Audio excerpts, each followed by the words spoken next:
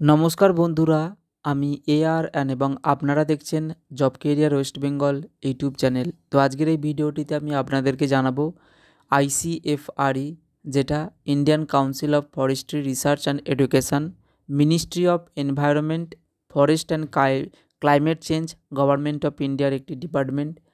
সেখানে যে রিক্রুটমেন্ট নোটিশটি গত 5/11/2024 তারিখে পাবলিশ হয়েছে institute of forest genetic and tree breeding ডিপার্টমেন্টের তরফ থেকে, যেখানে multitasking staff, lower division clerk, technician, field and lab টেকনিশিয়ানের ওপর, টেকনিক্যাল অ্যাসিস্ট্যান্ট অর্থাৎ ফিল্ড টেকনিশিয়ান এবং ল্যাব টেকনিশিয়ানের যে অ্যাসিস্ট্যান্ট পদ তার ওপরও রিক্রুটমেন্ট রয়েছে। তো সেই সম্বন্ধে আজকের এই ভিডিওটিতে আপনাদেরকে জানাবো। তো ভিডিও শুরু হওয়ার আগে এখনও পর্যন্ত যারা job career West Bengal YouTube চ্যানেলটিকে সাবস্ক্রাইব করে রাখেননি তাদের কাছে অনুরোধ করব তারা যেন অবশ্যই job career West Bengal YouTube চ্যানেলটিকে সাবস্ক্রাইব করে রাখে, যাতে এই ধরনের চাকরির বিজ্ঞপ্তি আপনারা পরবর্তী সময় দেখতে পান। তো দেখুন এখানে অ্যাডভার্টাইজমেন্ট নাম্বার ICFRE IFGTB/01/2024, যেখানে ডিটেল অ্যাডভার্টাইজমেন্ট লেখা রয়েছে, সেটা আমি আপনাদেরকে এক্সপ্লেন করে বলছি। আপনারা একটু এখানটায় ভালো করে মন দিয়ে শুনবেন। অনলাইন যে অ্যাপ্লিকেশান লাস্ট ডেট সেটা এখানে বলেছে 30/11/2024 তারিখ পর্যন্ত আপনারা এই পোস্টের ওপর আবেদন করতে পারবেন। এখানে multitasking staff, lower division clerk, technician এবং টেকনিশিয়ান অ্যাসিস্ট্যান্ট পদে 4 রকম পদের ওপর ভ্যাকান্সি রয়েছে। মাল্টিটাস্কিং স্টাফে 8টি ভ্যাকান্সি রয়েছে। এসসি ক্যাটাগরির জন্য 2টি পোস্ট, আনরিজার্ভ ক্যাটাগরির জন্য 5টি পোস্ট, এসটি ক্যাটাগরির জন্য 1টি পোস্ট। লোয়ার ডিভিশন ক্লার্কের ওপর 1টি ভ্যাকান্সি রয়েছে শুধুমাত্র আনরিজার্ভ ক্যাটাগরির জন্য। টেকনিশিয়ান, ফিল্ড অথবা ল্যাব টেকনিশিয়ানের ক্ষেত্রে 3টি ভ্যাকান্সি রয়েছে। ক্যাটাগরি অনুযায়ী দেখতে গেলে আনরিজার্ভ ক্যাটাগরির জন্য 1টি এবং ইকোনমিক্যালি উইকার সেকশনের ক্ষেত্রে 2টি। টেকনিক্যাল অ্যাসিস্ট্যান্ট পদে 4টি ভ্যাকান্সি রয়েছে, যেখানে আনরিজার্ভ ক্যাটাগরির জন্য 1টি, ইকোনমিক্যালি উইকার সেকশনের ক্ষেত্রে 2টি এবং এসসি ক্যাটাগরির ক্ষেত্রে 1টি। মাল্টিটাস্কিং স্টাফের ক্ষেত্রে ন্যূনতম কোয়ালিফিকেশান বলেছে মাধ্যমিক পাস থাকতে হবে এবং এজ লিমিট বলেছে 30/11/2024 তারিখ অনুযায়ী তাদের বয়স 18 থেকে 27 বছরের মধ্যে হলে এবং মাধ্যমিক পাস যোগ্যতা থাকলে মাল্টিটাস্কিং স্টাফের ওপর আবেদন করতে পারবেন। লোয়ার ডিভিশন ক্লার্কের ওপর যে এডুকেশনাল কোয়ালিফিকেশানটি বলেছে সেটা হচ্ছে উচ্চ মাধ্যমিক পাস থাকতে হবে এবং 30/11/2024 তারিখ অনুযায়ী 18 থেকে 27 বছরের মধ্যে থাকতে হবে, তাহলে কিন্তু আপনারা আবেদনটি করতে পারবেন। ফিল্ড এবং ল্যাব টেকনিশিয়ানের ওপর ন্যূনতম কোয়ালিফিকেশান বলেছে মাধ্যমিক পাস, উচ্চ মাধ্যমিক পাস থাকতে হবে সায়েন্স স্ট্রিমের ওপর মিনিমাম 60% মার্কসের সাথে এবং এজ লিমিট 30/11/2024 তারিখ অনুযায়ী আপনার বয়স 18 থেকে 30 বছরের মধ্যে থাকতে হবে, তবেই আপনি ফিল্ড অথবা ল্যাব টেকনিশিয়ান পোস্টে আবেদন করতে পারবেন। টেকনিক্যাল অ্যাসিস্ট্যান্ট পদে ন্যূনতম কোয়ালিফিকেশান বলেছে ব্যাচেলার ডিগ্রি থাকতে হবে সায়েন্স ফিল্ডের ওপর এবং 30/11/2024 তারিখ অনুযায়ী 21 থেকে 30 বছরের মধ্যে থাকতে হবে। ওকে, টোটাল এখানে 16টি ভ্যাকান্সি রয়েছে সমস্ত ক্যাটাগরি বা পোস্ট অনুযায়ী মিলিয়ে। তো আপনারা এখানে ভিডিওটি পজ করে দেখে নিতে পারেন। এরপর আসবো আরও কিছু গুরুত্বপূর্ণ পয়েন্ট যেগুলো আমি হাইলাইট করে রেখেছি, যেখানে এডুকেশনাল কোয়ালিফিকেশান এখানে ইন ডিটেলসে আরও বলে দেওয়া রয়েছে। তো এখানটা আমি একটু স্কিপ করছি কারণ এই বিষয়টা আমি আগে বলে দিলাম। ওকে, তো দেখুন এখানে এজ লিমিটের যে এজ রিল্যাক্সেশান রয়েছে, এজ লিমিটের যে এজ রিল্যাক্সেশানের কথা বলেছে বিভিন্ন পোস্ট অনুযায়ী, সেটা আপনারা এখানে দেখে নিতে পারেন। মাল্টিটাস্কিং স্টাফের ওপর এসসি এসটি ক্যাটাগরি ক্যান্ডিডেটদের ক্ষেত্রে 5 বছরের এজ রিল্যাক্সেশান রয়েছে, অর্থাৎ তারা 27 বছরের ঊর্ধ্বে যদি থেকে থাকে আপ টু 32 ইয়ার্স পর্যন্ত যদি হয়ে থাকেন, তাহলে কিন্তু মাল্টিটাস্কিং স্টাফের ওপর এসসি ক্যাটাগরি বা এসটি ক্যান্ডিডেট অ্যাপ্লাই করতে পারবে। তো সেরকমই পিডব্লিউডি আনরিজার্ভ, পিডব্লিউডি এসটি এবং এক্স সার্ভিসম্যান, এই সমস্ত ক্যান্ডিডেটদের ক্ষেত্রে যে এজ রিল্যাক্সেশন রয়েছে সেইগুলো এখানে মেনশান করা রয়েছে। এটা মাল্টিটাস্কিং স্টাফের ওপর। এরপর লোয়ার ডিভিশন ক্লার্কের ওপর একইভাবে বিভিন্ন ক্যাটাগরি ক্যান্ডিডেটদের জন্য যে এজ রিল্যাক্সেশন রয়েছে সেগুলো এখানে মেনশান করা রয়েছে। পারলে আপনারা আপনাদের কাস্টের ক্যাটাগরি অনুযায়ী যে এজ রিল্যাক্সেশন রয়েছে সেটা আপনারা এখানে দেখে নিতে পারেন। ওকে, এখানে এক্সামিনেশান ফি যেটা বলা রয়েছে মাল্টিটাস্কিং স্টাফের ওপর, আনরিজার্ভ ক্যাটাগরি ক্যান্ডিডেটদের ক্ষেত্রে এক্সাম ফি রয়েছে 250 টাকা এবং তার সাথে প্রসেসিং ফি 250 টাকা, টোটাল ফি থাকবে 500 টাকা।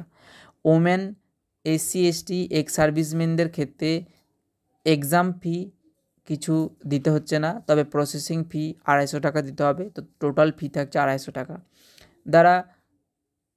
যারা দিব্যাং বা পিডব্লিউডি ক্যান্ডিডেট তাদের ক্ষেত্রে কোনো রকম এক্সাম ফি বা প্রসেসিং ফি থাকছে না, অর্থাৎ টোটাল ফি কিছু নেই। লোয়ার ডিভিশন ক্লার্কের ক্ষেত্রে আনরিজার্ভ ক্যাটাগরি টোটাল এক্সামিনেশান ফি হচ্ছে 1000 টাকা। মহিলা, এসসি এসটি এবং এক্স সার্ভিসম্যানদের ক্ষেত্রে টোটাল ফি থাকছে 500 টাকা। দিব্যাং পিডব্লিউডি ক্যান্ডিডেটদের ক্ষেত্রে লোয়ার ডিভিশন ক্লার্কের ক্ষেত্রেও কিন্তু কোনো রকম ফি চার্জ করা হয়নি। টেকনিশিয়ান পোস্টের ক্ষেত্রে আনরিজার্ভ অথবা ইকোনমিক্যাল উইকার সেকশনের ক্ষেত্রে টোটাল ফি থাকছে, এক্সামিনেশান ফি থাকছে 1000 টাকা। মহিলা এবং এসসি এসটি ক্যান্ডিডেটদের ক্ষেত্রে 500 টাকা টোটাল ফি করা হয়েছে এক্সামিনেশান ফি হিসেবে। টেকনিক্যাল অ্যাসিস্ট্যান্টের ক্ষেত্রেও আনরিজার্ভ ক্যাটাগরির ক্ষেত্রে 1500 টাকা টোটাল ফি রয়েছে। মহিলা এবং এসসি এসটি এবং এক্স সার্ভিসম্যানদের ক্ষেত্রে টোটাল ফি থাকছে এক্সামিনেশনের জন্য 750 টাকা। দিব্যাং ক্যান্ডিডেটদের ক্ষেত্রে কোনো রকম যে কোনো পোস্টের উপরই কিন্তু কোনো ফর্ম ফিল আপ চার্জ দিতে হচ্ছে না। ওকে, এখানে জেনারেল ইনস্ট্রাকশান যেটা বলেছে শুধুমাত্র ভারতীয় সিটিজেনরাই এই পোস্টের উপর আবেদন করতে পারবে। অ্যাপ্লিকেশানটি 8/11/2024 তারিখ থেকে 30/11/2024 তারিখ পর্যন্ত আবেদনটি করা যাচ্ছে, এখনও আবেদনটি চলছে। আপনারা আবেদনটি করতে পারবেন এই যে ওয়েবসাইটটি দেওয়া রয়েছে ifgtbicfre.government.in, এই ওয়েবসাইট থেকে আপনারা ফর্মটা অ্যাপ্লাই করতে পারবেন। যে সমস্ত ক্যান্ডিডেটরা একটির অধিক আরও একাধিক পোস্টের ওপর অ্যাপ্লাই করতে ইচ্ছুক সেই সমস্ত ক্যান্ডিডেটদের ক্ষেত্রে আলাদা আলাদা করে অ্যাপ্লাই করতে হবে, কিন্তু সেপারেট রেজিস্ট্রেশন আলাদা করে আর করতে হবে না। ওকে, এখানে এসসি এসটি ক্যান্ডিডেটদের ক্ষেত্রে কোনো রকম ফর্ম ফিল আপ দিতে হচ্ছে না ঠিকই, তবে প্রসেসিং ফি হিসাবে যেটা 250 টাকা বা 500 টাকা থাকছে সেটা দিতে হয়, ওপরে আমি সেটা বলে দিয়েছি। ওকে, এরপর আসছি আরও কয়েকটি গুরুত্বপূর্ণ যেটা পয়েন্ট, যেমন স্কিম অফ এক্সামিনেশান, অর্থাৎ কীভাবে আপনাদের এক্সামিনেশানটি হবে। দেখুন, রিটেন এক্সামিনেশান অথবা যে স্কিল টেস্ট থাকে সেটা দুটো ধাপে হতে পারে। প্রথমত আপনাদের রিটেন এক্সামিনেশান হলো ক্যান্ডিডেটদের নাম্বার অফ ক্যান্ডিডেট অ্যাপ্লাই করার সংখ্যার ওপর, তো রিটেন এক্সামিনেশানের পর স্কিল টেস্ট হয়। স্কিল টেস্ট বা রিটেন এক্সামিনেশান এক্ষেত্রে দুটোই কিন্তু কোয়েম্বাটুর প্লেসে কিন্তু হবে। ওকে, তামিলনাড়ুতে। অনলি ফর অল পোস্ট, অর্থাৎ সমস্ত পোস্টের ক্ষেত্রেই কিন্তু পরীক্ষাটি কোয়েম্বাটুর হবে। রিটেন এক্সামিনেশান যেটা থাকবে ওএমআর বেসের ওপর অবজেক্টিভ টাইপ কোশ্চেন থাকবে, অর্থাৎ এমসিকিউ বেসিসে কোশ্চেন থাকবে, নেগেটিভ মার্কিং থাকবে প্রতিটি ভুল উত্তরের জন্য, এবং স্কিল টেস্ট বা টাইপিং টেস্ট থাকবে এলডিসি অর্থাৎ লোয়ার ডিভিশন ক্লার্কের ওপর। ওকে, এছাড়া যে সমস্ত ক্যান্ডিডেটরা স্ক্রাইব অ্যালাউ থাকবে তাদের ক্ষেত্রে এক্সট্রা 20 মিনিট দেওয়া হবে।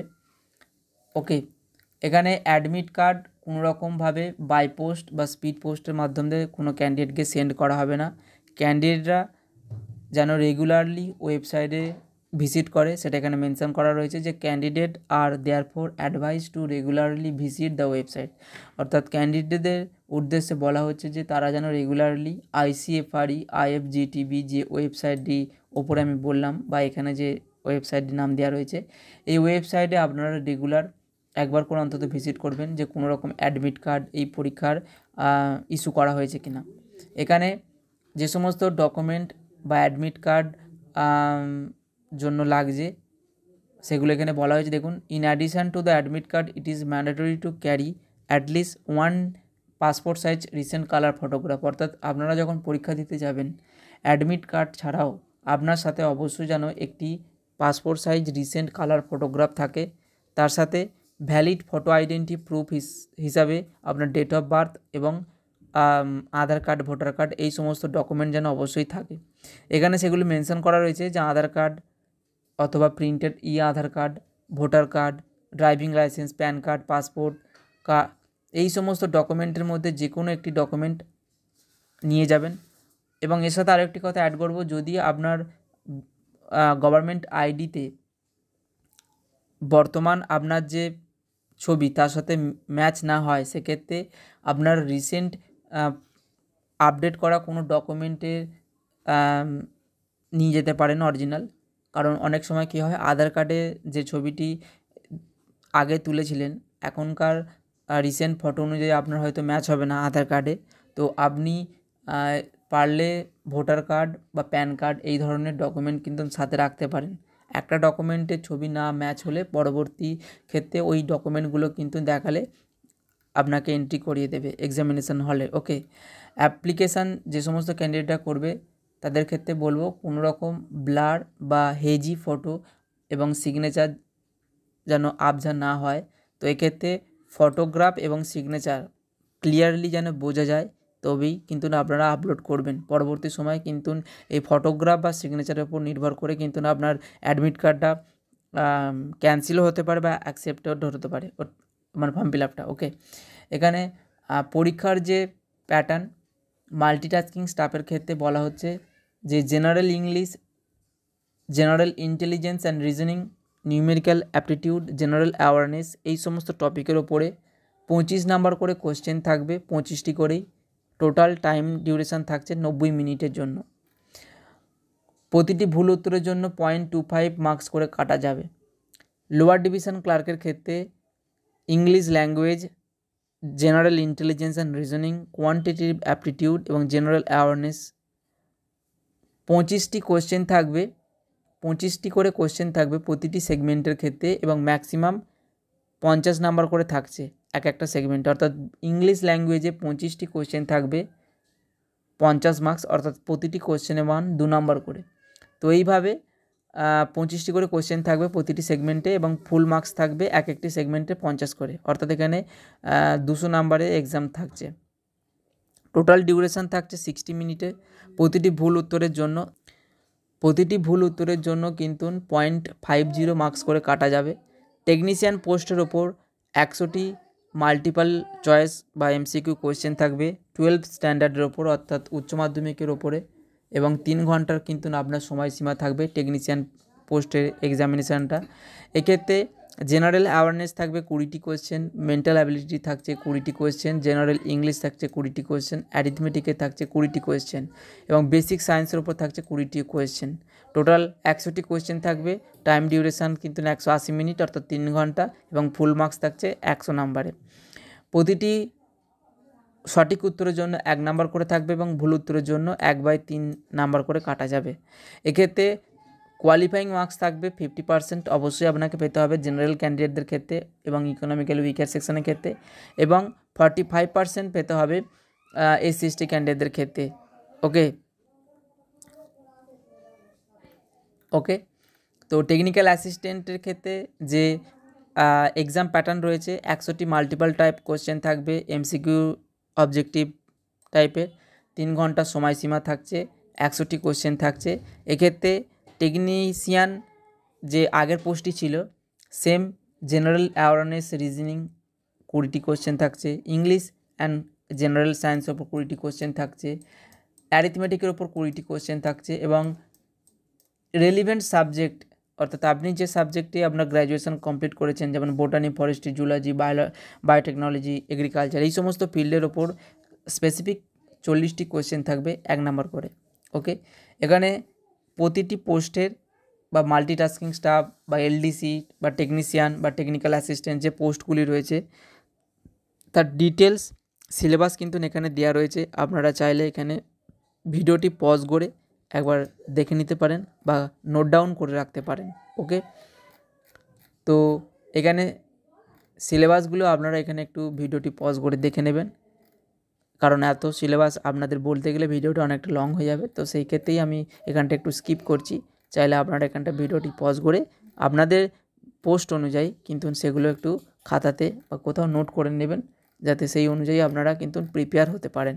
ওকে, তো এছাড়াও কয়েকটি আরও গুরুত্বপূর্ণ পয়েন্ট যেগুলো আরও বলার আছে সেগুলো আমি আপনাকে অবশ্যই বলে দেবো। দেখুন, tentative planner of recruitment process, অর্থাৎ আপনার যে এই এক্সামিনেশানটি হবে সেটার একটা আনুমানিক ডেট এখানে বলা রয়েছে। অনলাইন অ্যাপ্লিকেশান শুরু হয়েছে 8/11/2024 তারিখে, যেটা আমি প্রথমেই বলেছি। লাস্ট ডেট এই ফর্ম ফিল আপের 30/11/2024 তারিখ। রিটেন এক্সামিনেশান আপনার হবে 2025 জানুয়ারি অথবা ফেব্রুয়ারির প্রথম সপ্তাহের দিকে। আপনার শর্ট লিস্টিং ক্যান্ডিডেট যার পরবর্তী ধাপে যাবে, সেক্ষেত্রে তাদের যে রেজাল্ট আপনার ফেব্রুয়ারির সেকেন্ড উইকে কিন্তু দিয়ে দেবে 2025-এ। ডকুমেন্ট ভেরিফিকেশান হবে আপনার 2025-এ ফেব্রুয়ারির শেষের দিকে। ফাইনাল রেজাল্ট আপনার কিন্তু 2025-এ মার্চে আপলোড করা হবে অফিসিয়াল ওয়েবসাইটে। ওকে, এখানে রিটেন এক্সামিনেশান শুধুমাত্র শনিবার এবং রবিবারই হবে কোয়েম্বাটুরতে, এবং ডকুমেন্ট ভেরিফিকেশান হবে সোমবার থেকে শুক্রবারের মধ্যে। তো দেখুন, এখানে যে সমস্ত জিনিসগুলো আপনাদের মেন জানা অবশ্যই প্রয়োজন ছিল সেগুলো আমি আপনাদেরকে বললাম বা শেয়ার করলাম। ভিডিওটি যদি আপনাদের ভালো লেগে থাকে তাহলে অবশ্যই job career West Bengal YouTube চ্যানেলটিকে সাবস্ক্রাইব করে রাখবেন, যাতে এই ধরনের চাকরি বিজ্ঞপ্তি আপনারা পরবর্তী সময় দেখতে পান। আর হ্যাঁ, এই ভিডিওটির ডেসক্রিপশান বক্সে আমি এই নোটিশটি ডাউনলোড লিঙ্ক দিয়ে দেবো, অথবা আপনারা job career West Bengal .com যে ওয়েবসাইটটির কথা বলেছিলাম সেই ওয়েবসাইটে ভিজিট করেও এই নোটিশটি ডাউনলোড করে নিতে পারেন। তো আমি আশা করব আপনারা যেন অবশ্যই একবার করে job career West Bengal .com যে ওয়েবসাইট রয়েছে আপনারা একবার করে ভিজিট করুন, কারণ ওখানে এই ধরনের চাকরি বিজ্ঞপ্তিও শেয়ার করা হয়।